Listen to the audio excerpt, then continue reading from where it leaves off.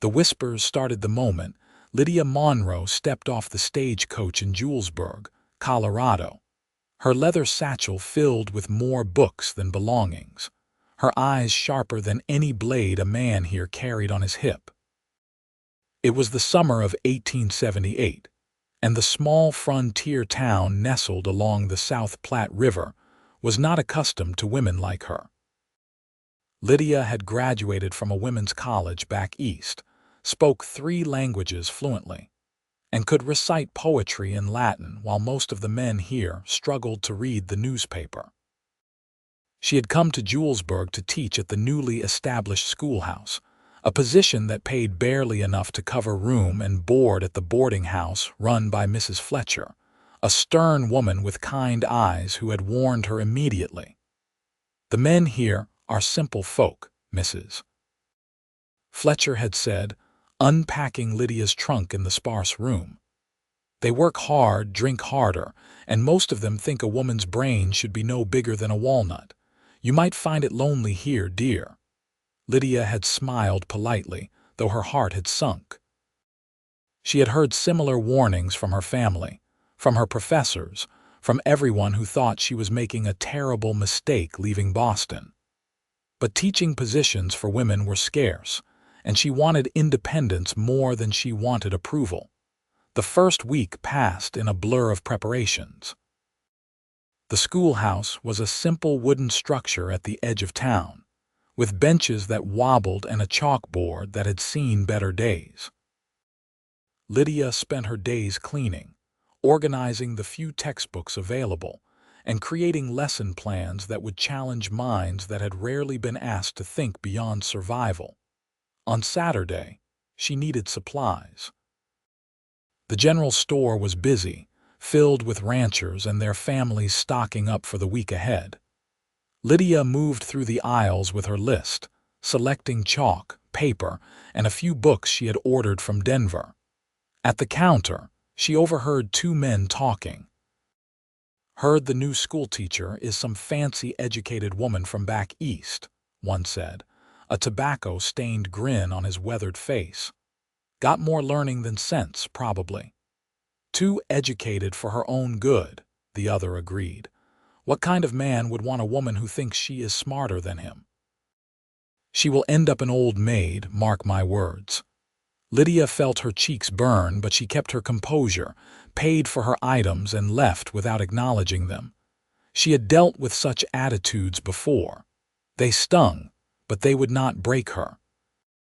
That afternoon, needing to clear her head, she took a walk beyond the town's limits. The landscape stretched endlessly, golden grasslands meeting blue sky, mountains visible in the distance like purple promises. The air smelled of sage and earth, so different from the city smoke she had known. Despite the loneliness, despite the whispers, there was something beautiful about this wild place. She followed a narrow path that led toward a creek, the sound of rushing water a welcome relief from the dusty silence of town. Lost in thought, she did not notice the rattlesnake coiled beside a rock until she nearly stepped on it. The distinctive rattle filled the air, and Lydia froze, her heart hammering against her ribs. Before she could move, a massive hand grabbed her arm and pulled her backward with such force that she stumbled. The crack of a rifle shot split the air, and the snake's head exploded in a spray of red against the brown earth. "You need to watch where you step out here," a deep voice said. Lydia turned and found herself looking up at the largest man she had ever seen. He stood well over 6 feet tall, with shoulders so broad they seemed to block out the sun. His arms, bare beneath a worn leather vest, were thick with muscle, corded and powerful. Long dark hair fell past his shoulders, partially tied back with a strip of leather, and several days' worth of beard covered a strong jaw. His eyes, a startling gray-blue, studied her with an intensity that made her breath catch. Thank you," she managed, still shaken. "I did not see it." "Most people do not until it is too late." He lowered his rifle, the weapon looking almost small in his large hands. You are the new schoolteacher. It was not a question. Lydia straightened her skirts, trying to regain her composure. I am. Lydia Monroe. Heard about you. He studied her for a long moment, and she felt oddly exposed under that gaze. Harrison Jennings. I live up in the mountains. He gestured toward the distant peaks. Hunt, trap, bring pelts and meat into town when I need supplies. A mountain man. Lydia had heard of them, solitary figures who lived in the wilderness, as rough and wild as the land itself. Looking at Harrison Jennings, every inch of him screamed of that wildness. He was exactly the kind of man her mother would have fainted at the sight of, exactly the kind her father would have called uncivilized. Well, Mr. Jennings, I am grateful for your intervention. She tried to sound calm, professional, though her hands were still trembling. I should return to town. I will walk with you. Getting dark soon, and there are more dangers out here than snakes.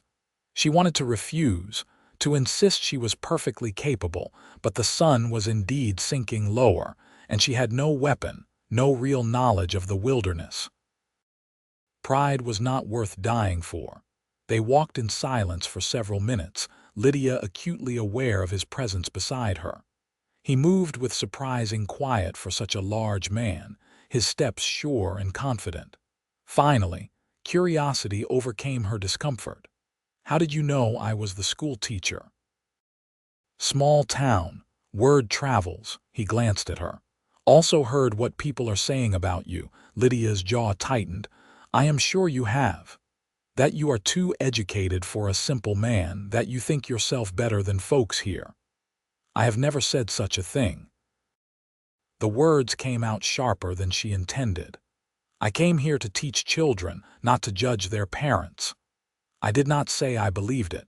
There was something almost amused in his tone. People fear what they do not understand. A woman with learning scares them because it makes them feel small. She looked up at him, surprised. That is remarkably perceptive, Mr. Jennings. Harrison, he corrected. And being alone teaches you to think. I might not have book learning like you, but I am not stupid. I never thought you were. Lydia felt heat rise to her face again. I apologize if I seemed presumptuous. They had reached the edge of town, where the buildings began and civilization, such as it was, resumed. Harrison stopped, and Lydia turned to face him. Thank you again for saving me from the snake. He nodded slowly, those gray-blue eyes holding hers. You planning to stay in Julesburg long as they need a teacher. Then you should learn about the land. Cannot teach children if you do not understand the world they live in. He shifted his rifle. I come into town most Saturdays for supplies. If you want, I could teach you about the wilderness. What is safe, what is not. How to survive out here. Lydia hesitated. Every proper instinct told her to refuse, that spending time alone with a man like Harrison Jennings was improper, potentially dangerous. But something in his steady gaze made her trust him, and he was right. How could she truly connect with her students if she did not understand their lives? I would appreciate that, she heard herself say. Very much. The corner of his mouth lifted, not quite a smile, but close. Next Saturday, then. Meet me at the creek where I found you. Dawn. Dawn. She was not accustomed to rising with the sun. Best time to see the land wake up. You will understand when you see it. With that, he turned and walked away, his long stride carrying him quickly toward the general store. Lydia watched him go, feeling oddly breathless, though she told herself it was simply the lingering fear from the snake encounter. The following week, school began. Lydia had 15 students, ranging from 6 to 14 years old, children of ranchers, shopkeepers, and laborers. They were polite but wary, testing her with small acts of mischief and defiance. She handled each challenge with patience and firmness, refusing to let them see her frustration. Teaching them was harder than she had expected. Many could barely read, and their mathematics skills were rudimentary at best. But they were bright, curious when given the chance, and Lydia found herself genuinely enjoying the work. She told them stories of ancient civilizations, taught them about geography and science, tried to open their minds to worlds beyond Julesburg. On Wednesday, a girl named Sarah, barely 10 years old, stayed after class. "Miss Monroe, is it true you went to college?" "It is true," Lydia confirmed, organizing papers on her desk. "What was it like?" Lydia smiled, remembering. "Challenging. Wonderful. I learned about history, literature, philosophy. I learned to think critically, to question, to seek truth. My pa says educated women are unnatural." Sarah looked down at her worn shoes. "Says they forget their place." Lydia crouched down so she was eye level with the girl. "Sarah, education does not make you unnatural. It makes you free. Free to make choices, to understand the world, to be more than what others expect. Do not let anyone tell you that learning is wrong." The girl's eyes brightened. "Could I be like you someday? You can be anything you want to be if you work hard enough and believe in yourself." Sarah left with a smile, and Lydia felt a warmth in her chest that had nothing to do with the summer heat. This was why she had come. Not for appreciation or acceptance, but to make a difference, one child at a time. Saturday arrived with clear skies and a cool morning breeze. Lydia dressed in her most practical clothing, a simple brown skirt and white blouse, sturdy boots she had purchased specifically for walking. She told Mrs. Fletcher she was going for an early morning walk, which was not entirely a lie, and made her way to the creek as the sky turned from black to deep blue to pale gold. Harrison was already there, sitting on a large rock beside the water, his rifle across his knees. He looked up as she approached, and she saw approval in his eyes. "You came. Did you think I would not? Thought you might reconsider. Respectable woman spending time alone with a mountain man. People will talk. People are already talking," Lydia said firmly. "I refuse to live my life based on gossip." That almost smile again. "Good. Come on, then." He led her away from the creek, into the grasslands that stretched toward the mountains. As they walked, he pointed out plants and explained their uses. This one was good for treating wounds, that one would make you sick if you ate it. He showed her animal tracks in the soft earth, taught her to identify deer from elk, rabbit from fox. "You need to be aware of everything out here," he said, crouching beside a set of large paw prints. "Mountain lion. Passed through here last night, probably hunting." Lydia shivered. "Are we in danger?" "Always some danger in the wild, but if you know what to look for, you can usually avoid trouble." He stood, towering over her again. "That is what makes the difference between those who survive and those who do not. Knowledge." They continued walking, and Harrison kept up a steady stream of information. Lydia found herself fascinated, not just by what he was teaching her, but by him. He was articulate, thoughtful, his knowledge of the wilderness as deep and complex as any scholar's understanding of literature. When he talked about the land, there was a passion in his voice that reminded her of her favorite professors.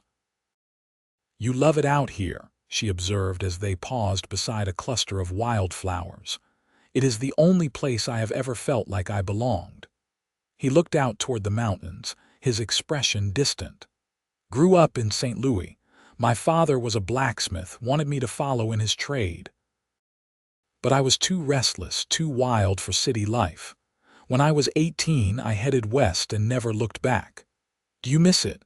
Your family?" "My father died before I left. Cholera. My mother remarried a year later, had more children. I write to her sometimes, but we are different people now." He glanced at her. "What about you? Why did an educated woman from Boston come to a place like Julesburg?" Lydia considered her answer carefully. "I wanted to make my own way. My father expected me to marry well, to be a society wife hosting tea parties and raising children. It is not that those things are wrong, but they were not what I wanted. I wanted to use my education to do something meaningful. And your family did not approve. They were furious. My father said I was throwing away my life, that no decent man would want an independent woman. My mother cried for weeks. Lydia felt the old pain resurface, but I could not live the life they wanted for me, so I came here. Harrison was quiet for a moment. When he spoke, his voice was gentle. Takes courage to choose your own path. Most people do not have it. Or they have too much to lose, Lydia said. I had the privilege of education, of opportunity. Not everyone does. That is why you teach. That is why I teach. The sun was higher now, the day warming. Harrison led her back toward town by a different route, showing her landmarks so she would not get lost if she walked out again. When they reached the edge of Julesburg, he stopped. Same time next week, Lydia nodded. I would like that very much. Bring paper and pencil. I will teach you to draw a map of the area, mark the safe places and the dangerous ones. You are a good teacher yourself, Harrison. He looked surprised, then pleased. Never thought of it that way, but I suppose I am in my own fashion. As she walked back to the boarding house, Lydia realized she was smiling. For the first time since arriving in Julesburg, she felt genuinely happy. The morning with Harrison had been illuminating in ways she had not expected. He was rough around the edges, certainly, but there was an intelligence and sensitivity beneath his rugged exterior that intrigued her deeply. The following weeks fell into a comfortable pattern. Lydia taught during the week, pouring her energy into her students and seeing real progress. Several of the older children were reading above their level now, and even the youngest were showing improvement in their mathematics. Sarah had become particularly devoted, staying after class to ask questions about everything from geography to Greek mythology. On Saturdays, she met Harrison at dawn. He taught her to identify edible plants, to find water in dry terrain, to read the weather in the clouds and the behavior of animals. She taught him about the stars, their names and constellations, the myths that ancient civilizations had woven around them. They talked about everything: philosophy, history, the nature of freedom and civilization. Harrison, she discovered, was naturally philosophical, his years of solitude having made him a deep thinker. You ever get lonely? She asked one morning as they sat beside the creek, watching the sunrise paint the sky in shades of pink and gold. Used to, he admitted. When I first came out here, the silence was deafening, but I learned to listen to it, to find peace in it. He looked at her. Although I find myself looking forward to Saturdays now, the silence is not quite as peaceful as it used to be. Lydia felt her heart skip. Is that a bad thing? No. His voice was rough, almost uncertain. No, it is not a bad thing at all. The moment stretched between them, charged with something unspoken. Lydia was acutely aware of his proximity, of the breadth of his shoulders and the strength in his hands. She wondered what it would feel like to be held by those hands, protected by that strength, and the thought made her face flush. I should get back, she said, standing quickly. Mrs. Fletcher will worry. Harrison stood as well, his expression unreadable. Of course. As autumn approached, the whispers in town grew louder. People had noticed Lydia's Saturday morning walks, and it had not taken long for someone to spot her with Harrison. Mrs. Fletcher confronted her one evening after dinner. Lydia, dear, I must speak with you. The older woman's face was concerned. People are talking about you spending time with Harrison Jennings. I am learning about the wilderness from him, Lydia said calmly. It helps me connect with my students. He is a mountain man, dear, a rough, uneducated man who lives alone in the wild.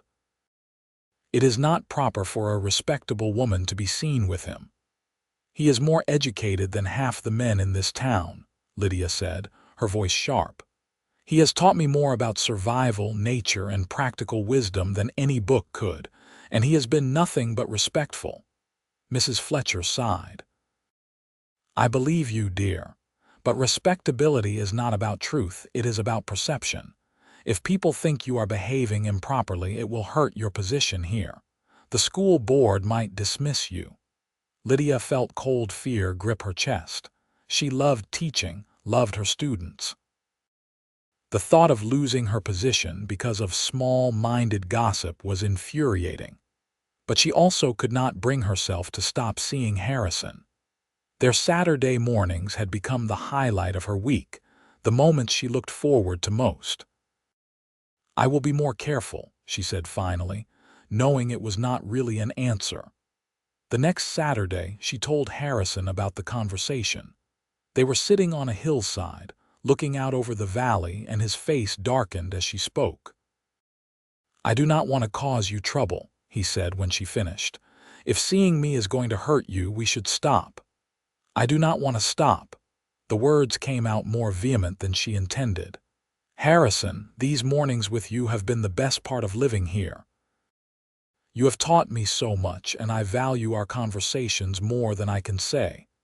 He turned to look at her, and the intensity in his eyes made her breath catch. "It is not just the teaching, Lydia, not for me," her heart pounded. "What do you mean?" "I think you know what I mean." He reached out, his large hand gentle as it cupped her cheek.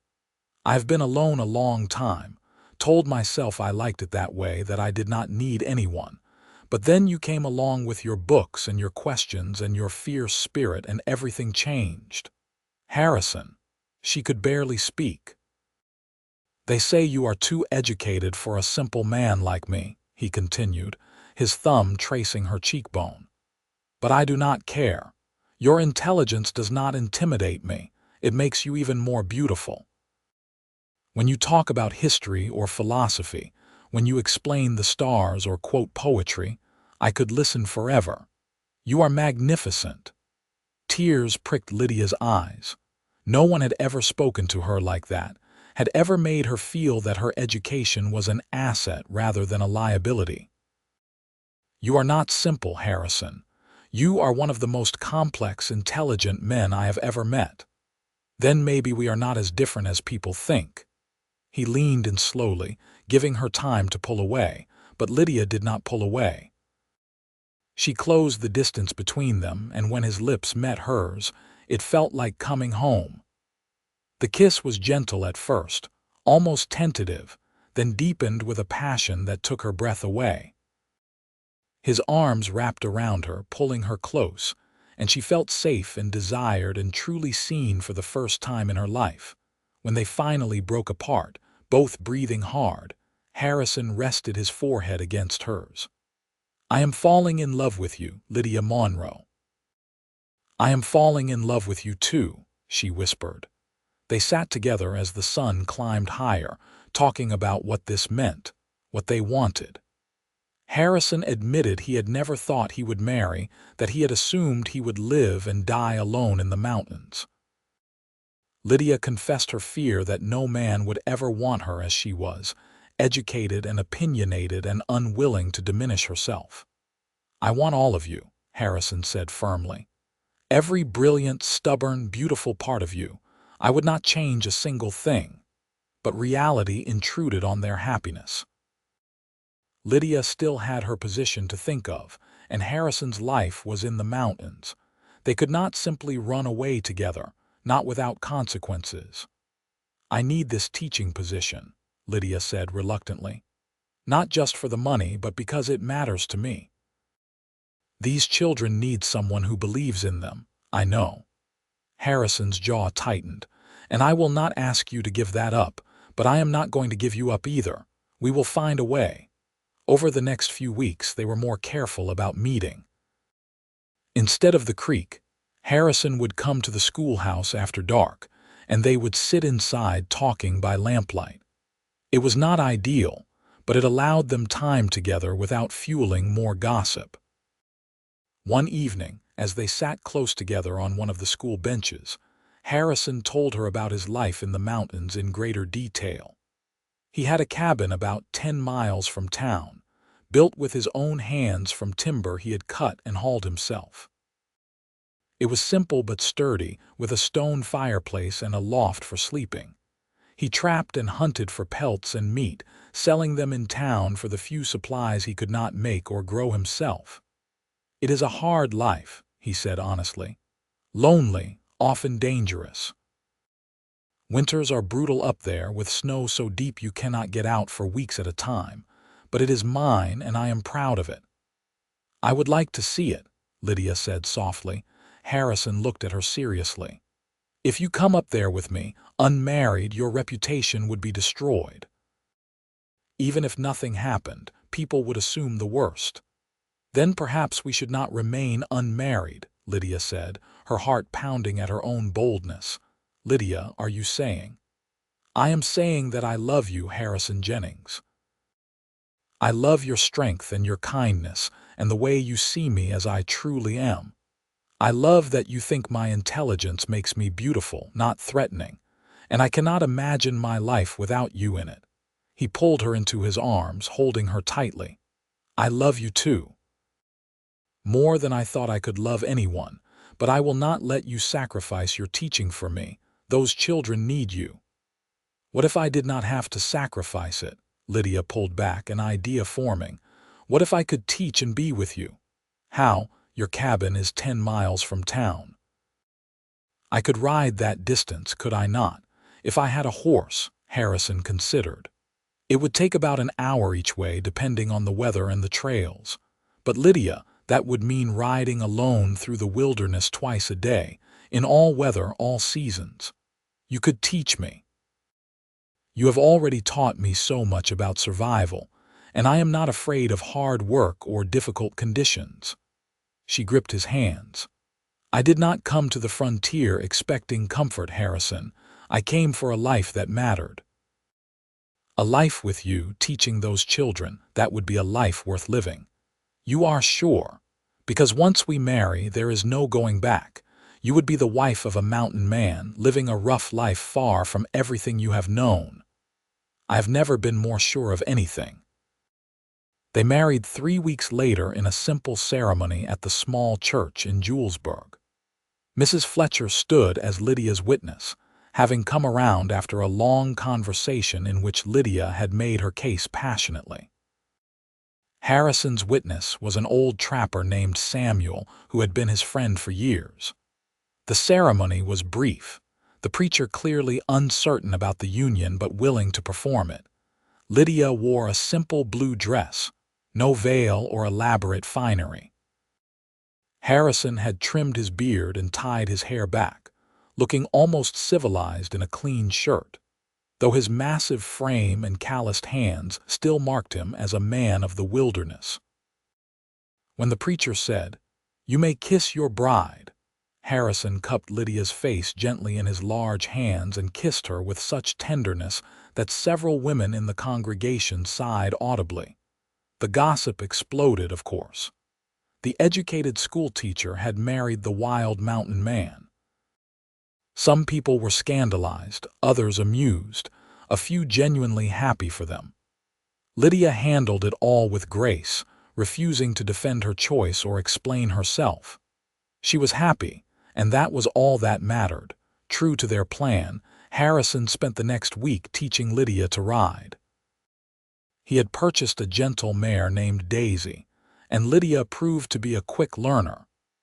By the end of the week, she could handle the horse competently, though Harrison made her practice the route to his cabin multiple times before he was satisfied she could do it safely. The cabin, when she first saw it, took her breath away. It was not large, but it was well built and clearly made with care. The logs were perfectly fitted, the roof solid and weatherproof. Inside, everything was practical and efficient. A stone fireplace dominated one wall, a large bed frame took up another corner, and shelves held Harrison's few possessions. A ladder led up to a loft where he stored supplies. "It is not much," Harrison said, watching her nervously. "It is wonderful," Lydia said honestly. She could see them here, building a life together. I love it.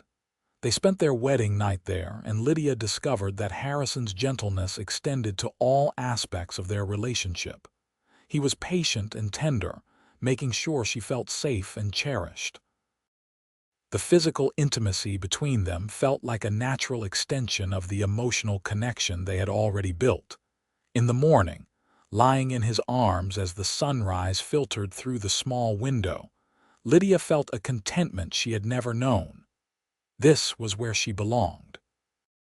Not in Boston society, not in some conventional marriage, but here with this extraordinary man who loved all of her, every complicated, educated, unconventional part. The first months of marriage were an adjustment. Lydia woke before dawn each weekday to make the ride to town, teaching all day, then riding back in the late afternoon. It was exhausting, and there were days when the weather was bad and the journey felt impossible. But Harrison was there every evening, warming food for her, listening to her talk about her students, rubbing her sore muscles on weekends. He taught her more wilderness skills. She learned to shoot a rifle, though her aim was poor at first. She learned to trap small game, to skin and prepare meat, to preserve food for the winter. Harrison was endlessly patient, never mocking her mistakes, always encouraging. In turn, she shared her knowledge with him. She taught him to read better, introducing him to books she had brought from Boston. He particularly loved adventure stories and poetry, often asking her to read aloud in the evenings while he worked on various projects. They discussed philosophy and history, debating ideas late into the night. Winter came early that year, and it was brutal. Snow piled high around the cabin, and there were weeks when Lydia could not make it to town. She worried about her students, but Harrison pointed out that none of the children could make it to school either in such weather. They were probably all safe at home with their families. Being snowed in with Harrison was not the hardship Lydia might have expected. They settled into a comfortable routine, keeping busy with indoor tasks. Harrison worked on repairing equipment and carving wood into useful items. Lydia wrote in her journal and started planning lessons for when school resumed. In the evenings they talked, played cards, and made love by the firelight. "Are you happy?" Harrison asked one night as they lay together, a thick bear fur covering them. "Happier than I ever imagined I could be," Lydia said honestly. "Are you? I never knew life could be like this, having someone to share it with, someone who understands me." He pulled her closer. "You are everything I never knew I needed." When spring finally came, Lydia returned to teaching with renewed energy. Her students had missed her, and she had missed them. Sarah had grown taller over the winter, and her reading had improved dramatically. Her father had apparently spent the snowed-in months teaching her, using the books Lydia had lent them. "Miss Mrs. Jennings," Sarah said after class one day. "My pa said he was wrong about educated women. He said you are proof that learning makes a person better, not worse." Lydia felt tears prick her eyes. "That means more to me than you know, Sarah." As spring turned to summer, Lydia discovered she was pregnant. The realization came one morning when she felt too ill to make the ride to town. Harrison was immediately concerned, wanting to ride for the doctor, but Lydia stopped him. "I am not sick, Harrison. I am with child." His expression transformed from worry to joy to fear in rapid succession. "A baby. We are going to have a baby. We are." He sank down beside her on the bed, taking her hand carefully as if she might break. "Are you happy about this?" "I am terrified," Lydia admitted. "But yes, I am happy." "Are you?" "I am terrified too," he said with a shaky laugh, "but happier than I have words for." The pregnancy progressed well, though Lydia had to stop making the daily ride to town when she began showing significantly. She continued teaching through a compromise. Harrison built a small addition onto the cabin, and 3 times a week, Parents who could spare the time brought their children up the mountain for lessons. It was not ideal, but it worked. Sarah was among the regular attendees, and she appointed herself as Lydia's helper, organizing materials and assisting the younger children with their reading. Lydia taught sitting down more often now, her growing belly making standing for long periods uncomfortable. Harrison was attentive to the point of being overbearing, constantly worried that she was doing too much or not eating enough. Lydia found it both endearing and occasionally frustrating, but she understood his fear. Childbirth was dangerous, especially out here far from doctors and hospitals. One evening in late October, as the first snow began to fall, Lydia went into labor.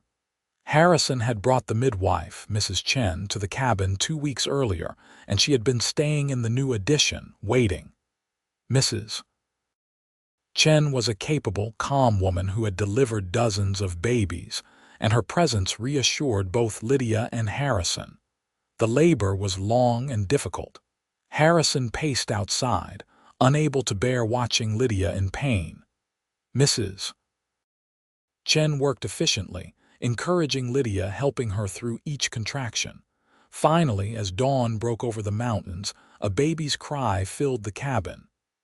"It is a boy," Mrs. Chen announced, wrapping the infant in soft cloth. Harrison burst back into the cabin, his eyes wild with worry. "Lydia." "I am fine," she said weakly, exhausted but smiling. "Come meet your son." He approached slowly, as if in a dream, and Mrs. Chen placed the baby in his massive arms. The infant looked impossibly tiny against Harrison's broad chest, but he held the child with infinite gentleness. "He is perfect," Harrison whispered, tears streaming down his face. "You are perfect. Thank you, Lydia. Thank you." They named him Henry after Harrison's father. Henry Jennings was a healthy, hungry baby with his father's gray-blue eyes and his mother's dark hair. Harrison was a devoted father from the first moment, changing diapers without complaint, walking the floor with Henry when he cried at night, singing surprisingly sweet lullabies in his deep voice. Lydia resumed teaching when Henry was 3 months old, bringing him with her to lessons. The children were fascinated by the baby, and Lydia used their interest as teaching opportunities, explaining infant development and basic biology. Sarah, now 12, helped care for Henry during lessons, and Lydia could see her nurturing instincts emerging. Life settled into a new pattern. Harrison hunted and trapped, providing for his growing family. Lydia taught and cared for Henry. In the evenings, they were together, the three of them, a family built on love and respect and the willingness to defy convention. When Henry was a year old, Lydia discovered she was pregnant again. This pregnancy was easier, and she continued teaching right up until the day she went into labor. Their second child, a daughter they named Helen, was born in the spring.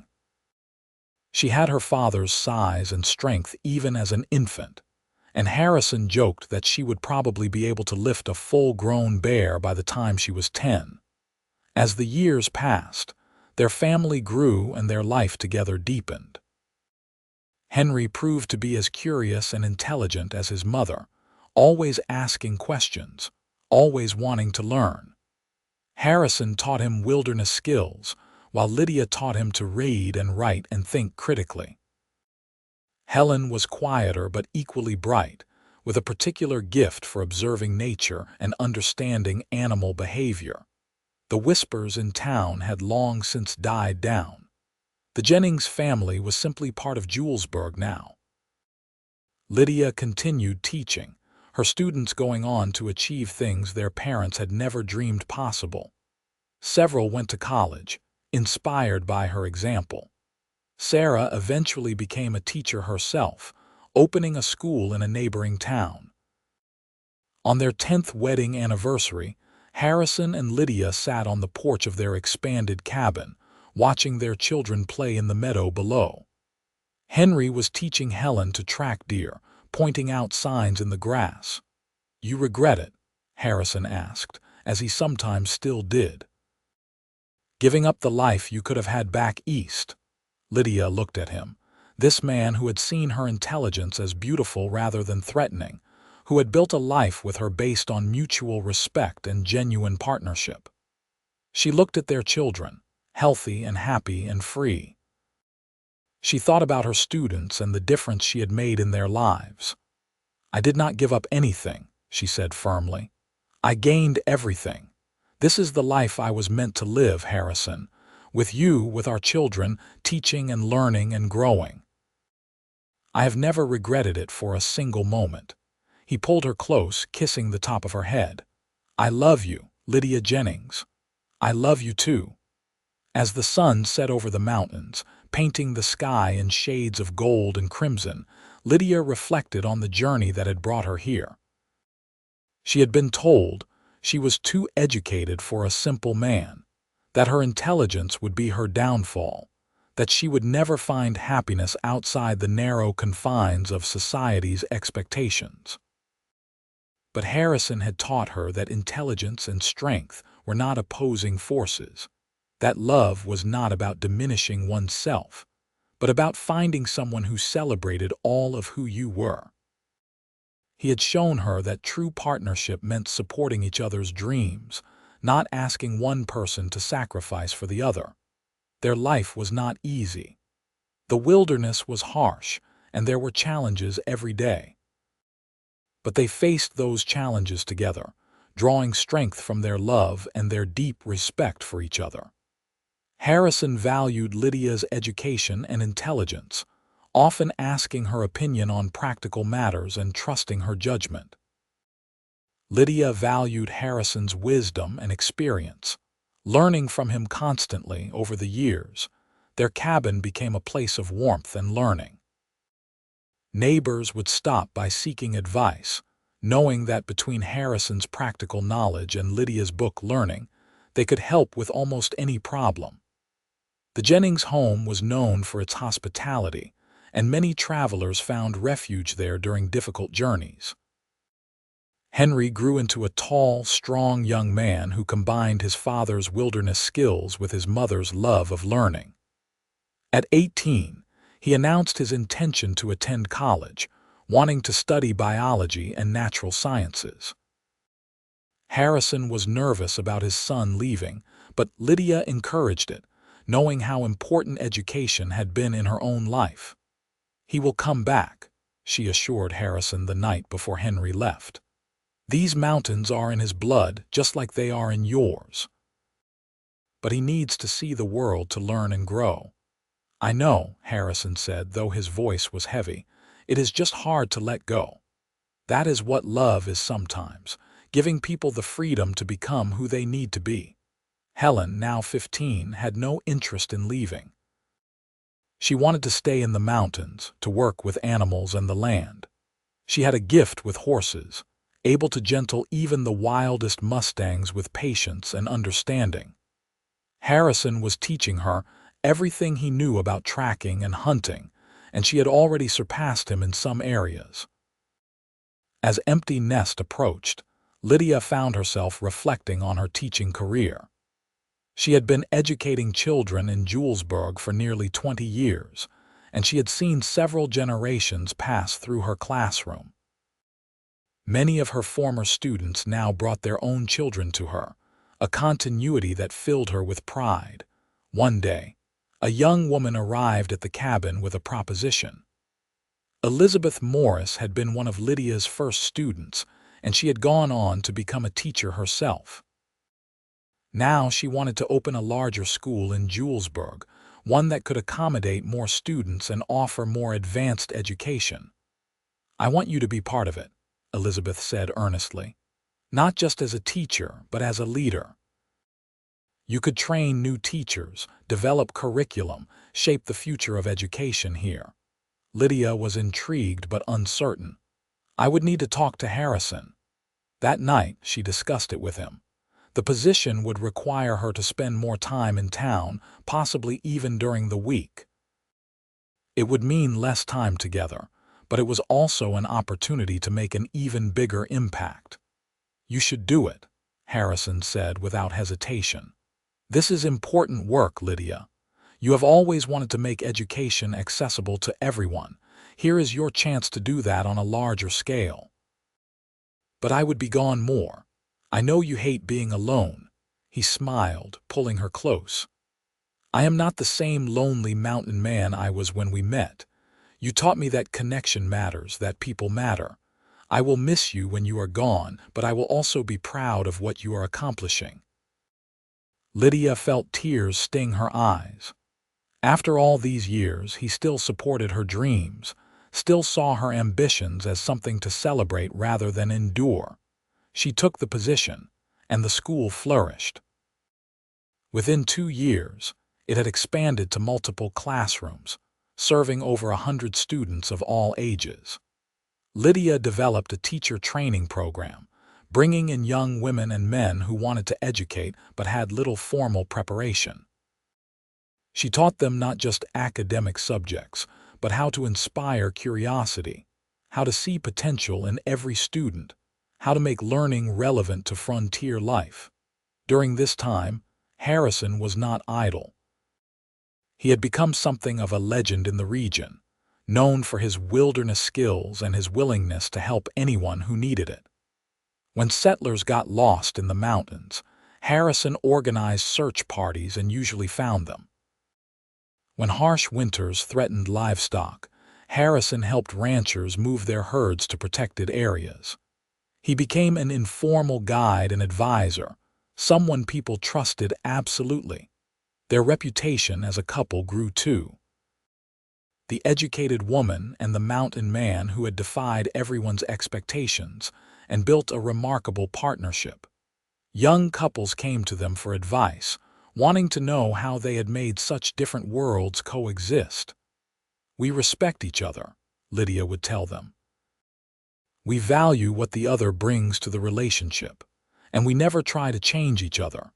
Harrison does not ask me to be less educated or ambitious, and I do not ask him to be more civilized or conventional. We also communicate," Harrison would add. "When something bothers us, we talk about it. We do not let resentment build, and we always remember why we fell in love in the first place." Henry returned from college after 4 years, diploma in hand and head full of ideas. He wanted to establish a wildlife conservation program in the region, using scientific methods to protect the animals and habitats that were increasingly threatened by settlement. "The wilderness that shaped me, that shaped all of us, is disappearing," he told his parents passionately. "We need to find a way for people and nature to coexist, or we will lose something precious forever." Harrison was skeptical at first. The idea of limiting hunting and trapping went against everything he had known. But Lydia encouraged him to listen to Henry's arguments, to consider the scientific evidence their son presented. Slowly, Harrison came to understand that conservation was not about destroying the frontier way of life, but about preserving it for future generations. Father and son worked together to establish protected areas in the mountains, places where hunting was limited and wildlife could thrive. It was challenging work, requiring them to convince ranchers and other mountain men that this was in their best interest. But Harrison's reputation helped. People trusted him, and if he said conservation was important, they were willing to listen. Helen, meanwhile, had established her own horse breeding program. She had studied bloodlines and training methods, combining traditional knowledge with innovation. Her horses were known throughout the territory for their intelligence, strength, and gentle temperament. She had also married a young rancher named Thomas, and they were building their own life on land adjacent to Harrison and Lydia's cabin. As Lydia approached 50, she began to slow down.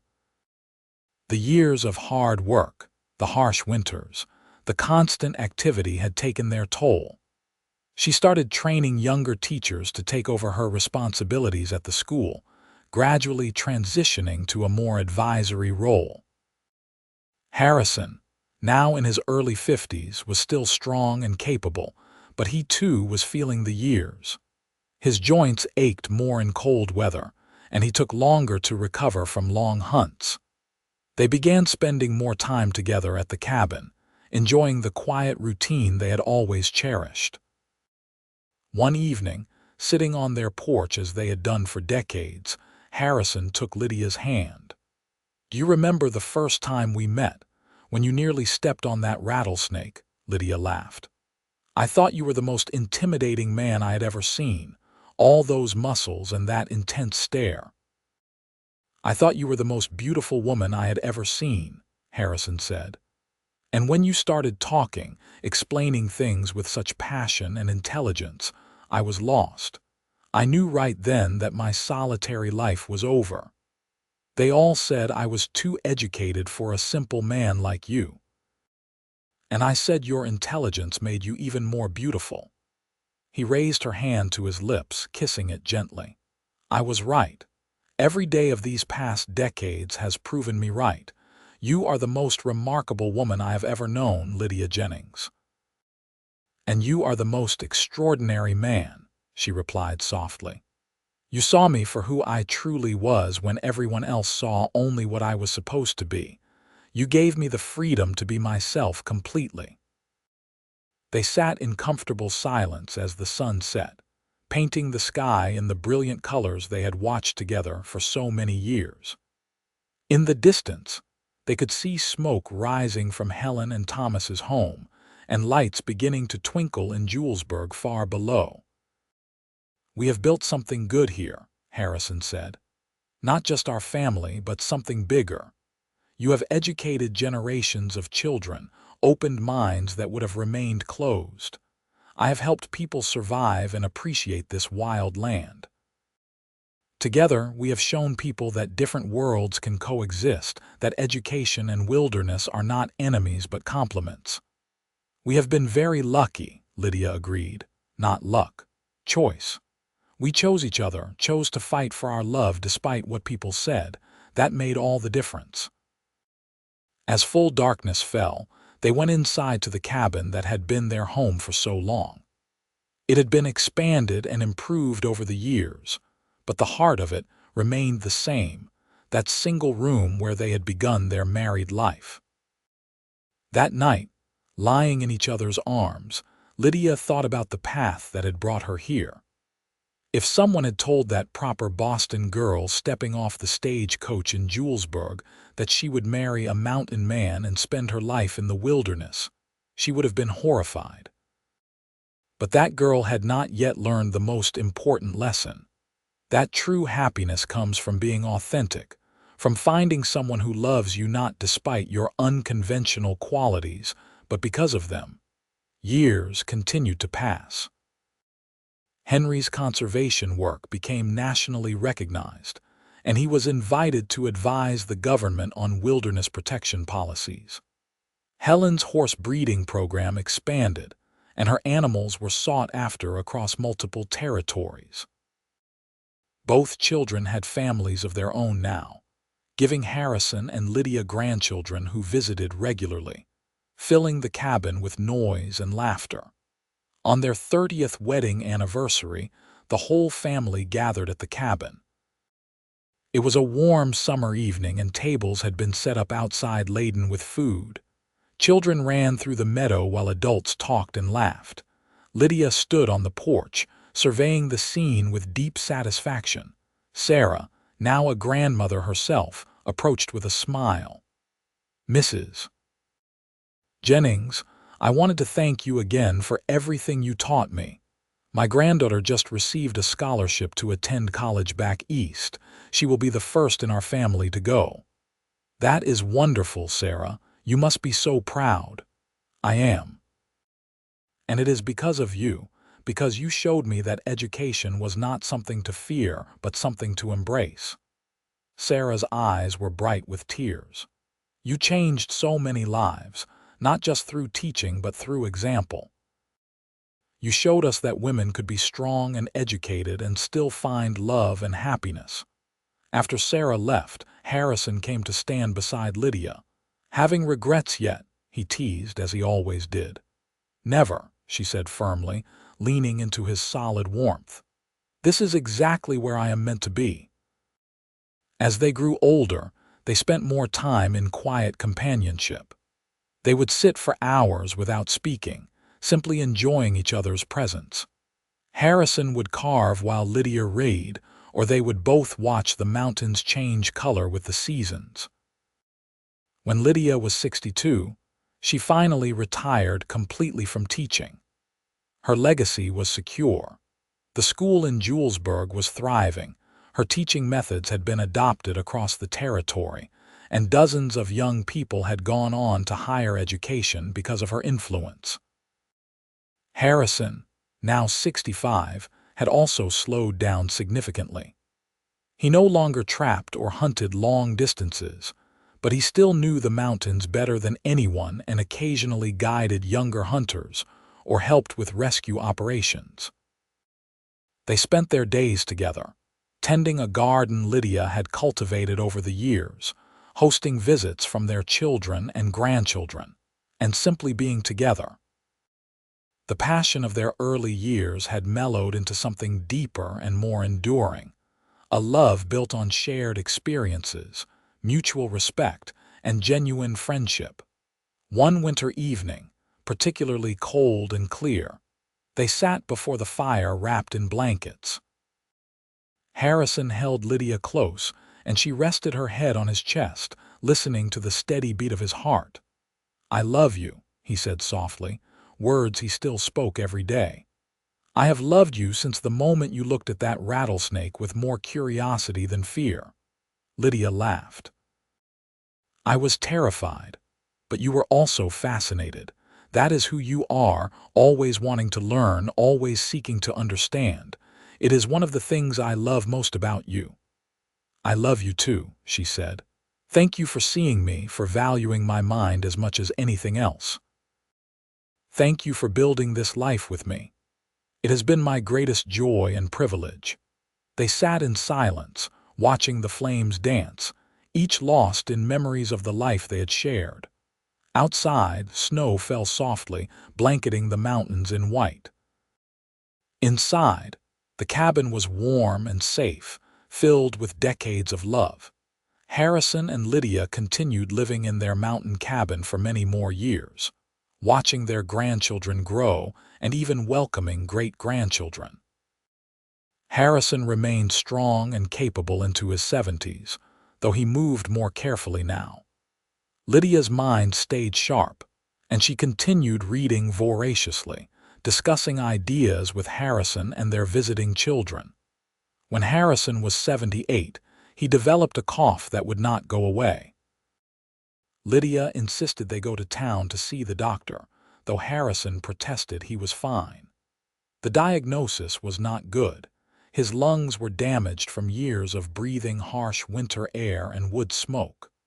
The doctor said he might have a few more years if he took care of himself. "I am not afraid," Harrison told Lydia that night.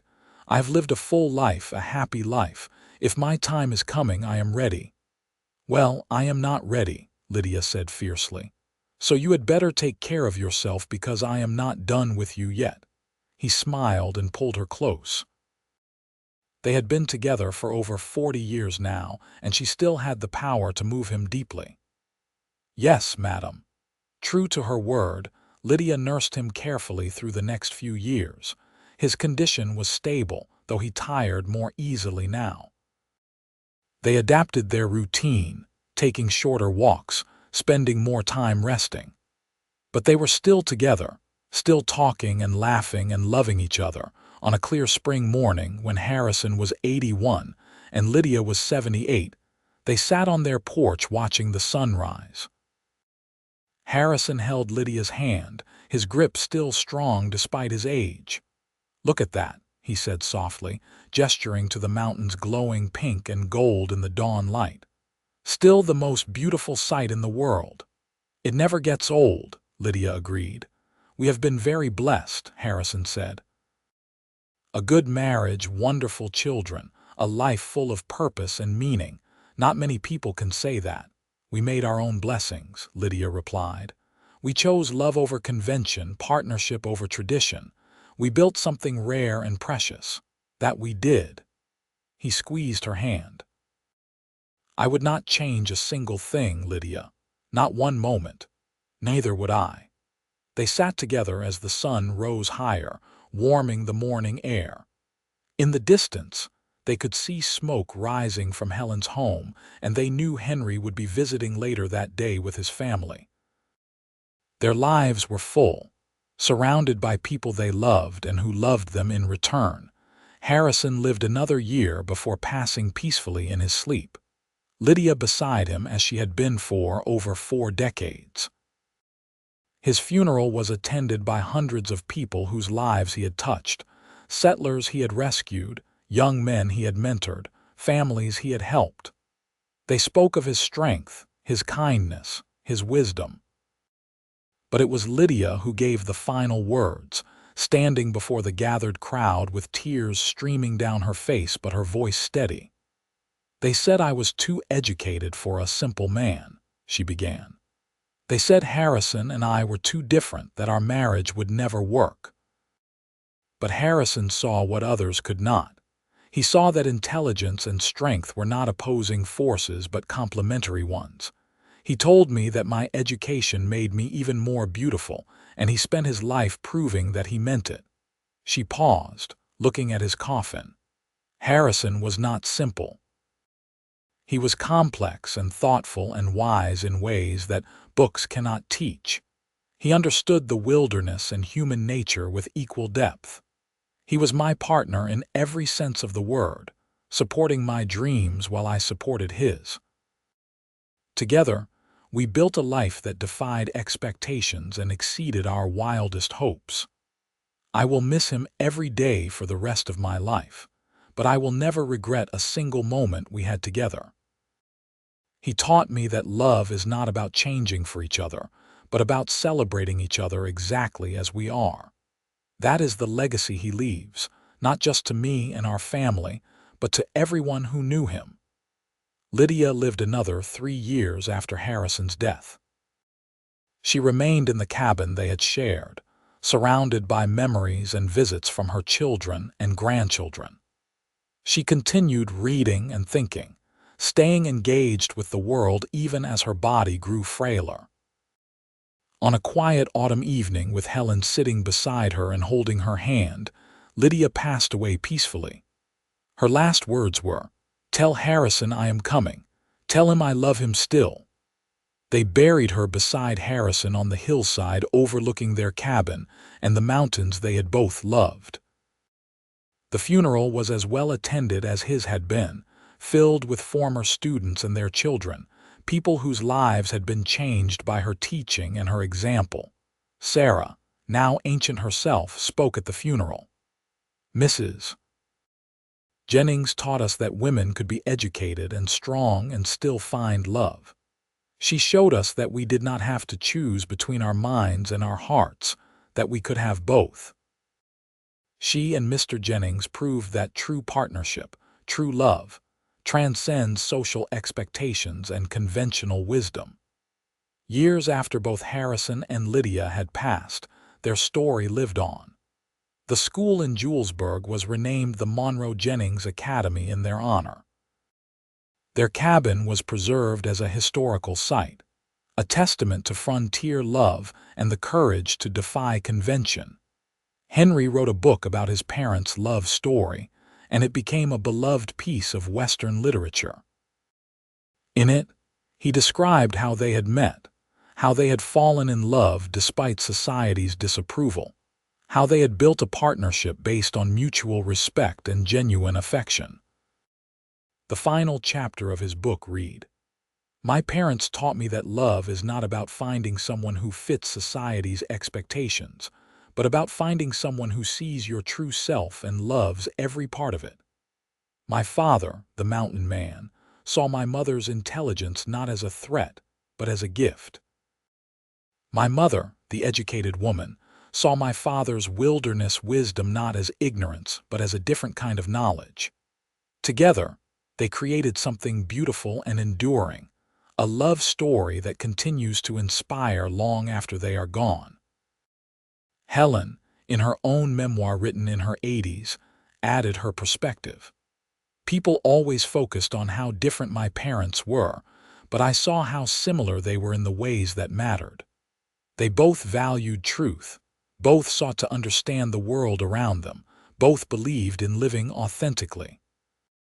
The wilderness and the library are not opposites. They are different paths to wisdom. My parents understood that, and their love flourished because of it. Their great-grandchildren grew up hearing stories about Harrison and Lydia, about the mountain man who valued intelligence and the educated woman who valued wilderness wisdom. The stories became family legend, passed down through generations. In Julesburg, now a much larger town than it had been in the 1870s, a statue was erected in the town square. It showed a tall, powerful man and a graceful woman standing together, looking toward the mountains. The plaque read, "Harrison and Lydia Jennings." They proved that love transcends convention, that different worlds can unite, and that true partnership means celebrating each other's strengths. May their example inspire all who pass by. The Monroe Jennings Academy continued to thrive, becoming one of the most prestigious schools in the region. Its motto, suggested by one of Lydia's former students, was, "Intelligence and strength together."